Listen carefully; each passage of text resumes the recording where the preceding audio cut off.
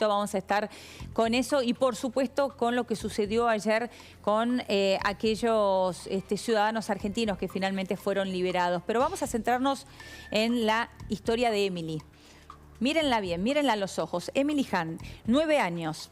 Ella estaba durmiendo en la casa de una amiga en un kibutz cuando aquel fatídico 7 de octubre ingresaron los terroristas de Hamas, hicieron la matanza que ya nosotros conocemos. Y entre ellos también el secuestro de muchos rehenes. Emily fue una de las secuestradas. Se la llevaron con tan solo 8 años en aquel momento, porque el 17 de noviembre fue cuando ella cumple en cautiverio 9 años. Emily perdió a su mamá cuando tenía 2 años y medio de cáncer. Su papá la crió solo, la cría solo. Emily en aquel momento, la información que obtuvo el gobierno israelí era en principio que había fallecido, después pudieron reconstruir y ver que ella era una de las secuestradas. Lo cierto es que en este pesar de cerca de 51 días, 52 para ser más precisa, en un momento se dio la información de que Emily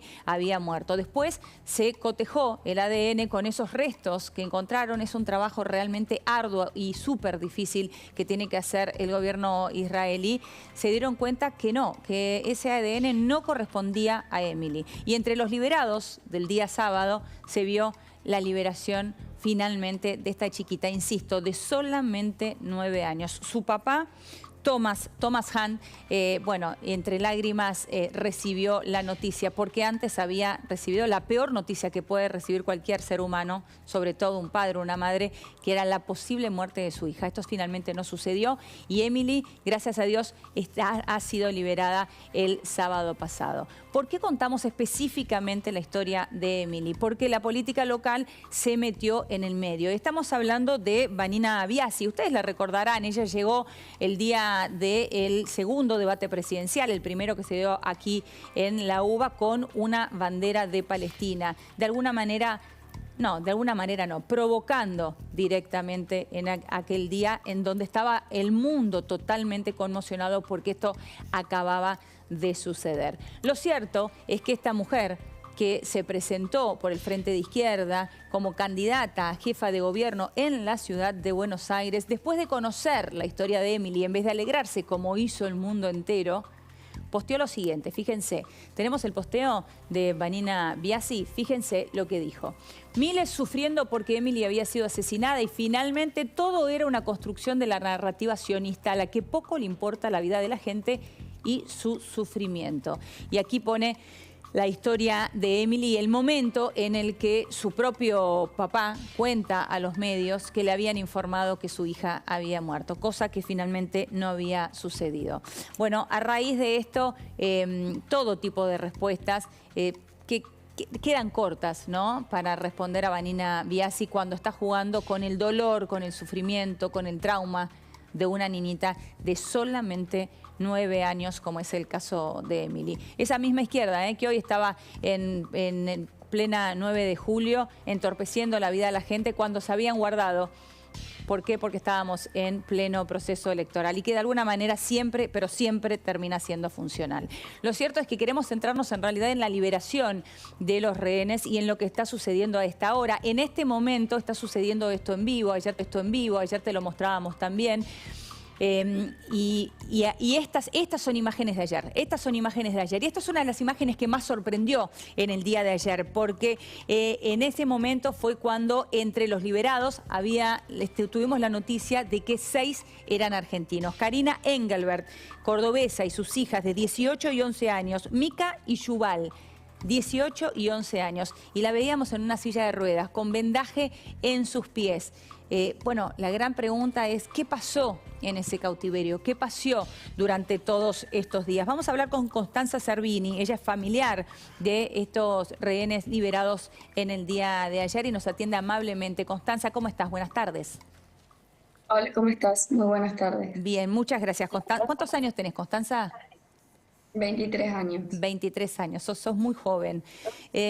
Constanza, estamos todos muy conmovidos por las imágenes de Mica, de Yuval y de Karina en la liberación del día de ayer. Bueno, pero sobre todo preocupados también porque vimos esta situación, ¿no?, en donde Yuval es la que está en silla de ruedas. ¿Qué novedades tuviste vos? Ellos son tu familia. ¿Qué noticias tuvieron con respecto a ellos? Nosotros hoy supimos que están en el hospital, pasaron la noche ahí. Igual salió en silla de ruedas, pudimos verlo ayer en el noticiero israelí. Al parecer ella tiene una pierna quebrada y una infección en uno de sus dedos del pie. Está siendo tratada ahora en el hospital de Israel. Y ella salió junto a Mika, su hermana de 18 años, que también tiene una lesión, al parecer en una de sus piernas, pero todavía no es muy clara la información.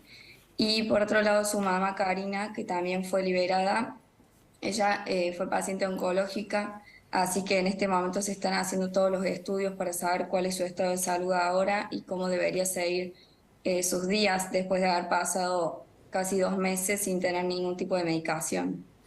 ¿Pudieron hablar, tener contacto directo, a la distancia? ¿En algún caso, alguna palabra o con alguien que haya estado con ellos? Nosotros pudimos hablar con los hermanos de Karina.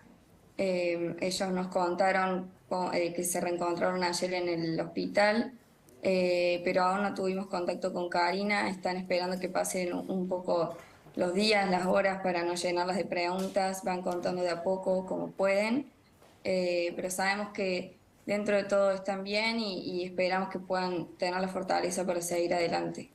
¿Qué sabés de por qué esa infección en su pierna? ¿Por qué tiene la pierna quebrada Yuval? Digo, ¿hay algún tipo de información que tengan con respecto a esto? No, la verdad es que no sabemos nada.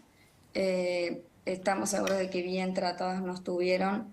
Por eso es el estado de salud que tienen en este momento, pero no tenemos más información de cómo sucedió. Karina, vos contabas que fue paciente oncológica. Me imagino que ella en estos días en donde estuvo en cautiverio debía tenía chequeos previstos, tenía que tomar algún tipo de medicación que no tuvo durante estos días de cautiverio.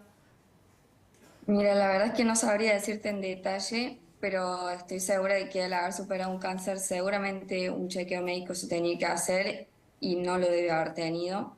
De hecho, en estos días ellas contaron que los primeros días estuvieron separadas, luego de unos días las juntaron, estando allá secuestradas. Contaban que en estos días solamente estuvieron comiendo pan, y a su vez está el papá de ellas secuestrado también. Él aún no fue liberado y ayer al ser liberadas nos enteramos de que ellos en estos días no estuvieron juntos porque igual al encontrarse con su abuelo lo primero que hizo fue preguntarle dónde estaba su papá, y ahí fue cuando se enteró de que su papá aún estaba secuestrado.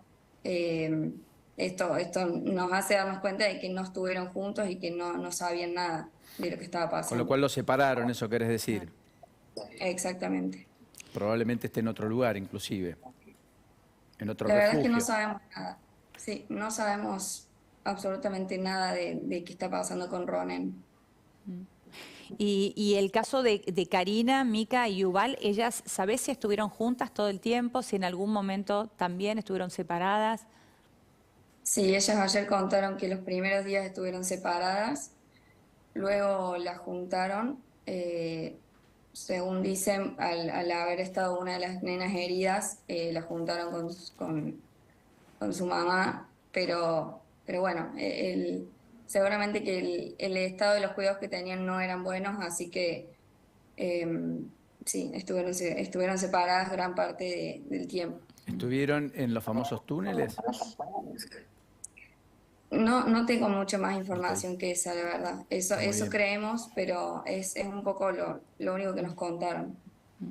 Bueno, ahora será cuestión de darles, como bien decías vos, Constanza, ¿no? Con mucho tino, tiempo para procesar todo esto y después ir contando de a poco lo que puedan o quieran. Además hay protocolos Exacto. médicos.